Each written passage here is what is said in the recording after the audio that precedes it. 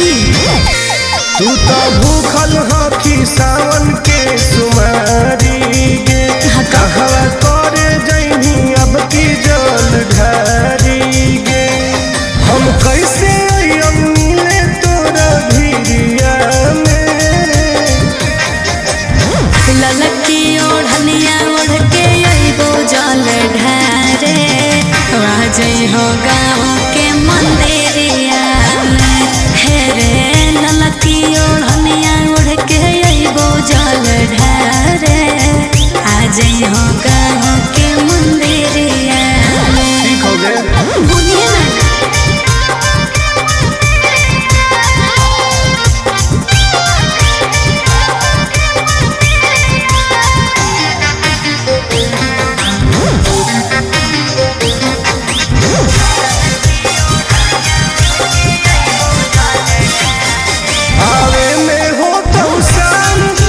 करी है बदनाम लिहे बाबा के तू नाम बन जइतो सारा काम काहे टेंशन ले है सुनवारे नहीं करबो बदनाम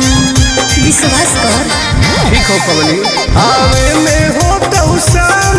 नहीं करी है बदनाम लिहे बाबा के तू नाम बन जइतो सारा काम काहे टेंशन ले है सुनवारे नहीं करबो बदनाम दिनवा कटो हो कहूँ पगली तोर फिकिरिया में ललकी ओढ़निया ओढ़ के अइबो जल ढारे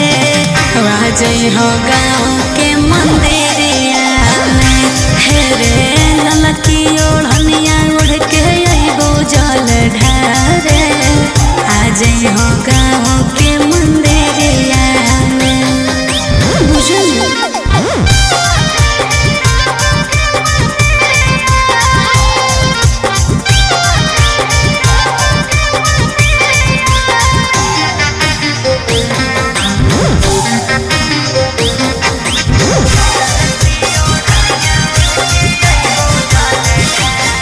बड़ी लागो हो कौटन रही है घरवा के बाहर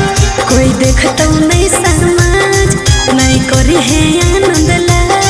और दिल के बतिया आज कहो हो कौरियारा सुना बोला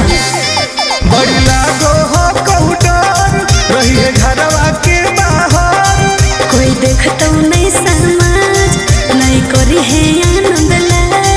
और दिल के बतिया आज कहो हो कौरियारा नाम लिखवाई है महाकाल के तू चूड़िया में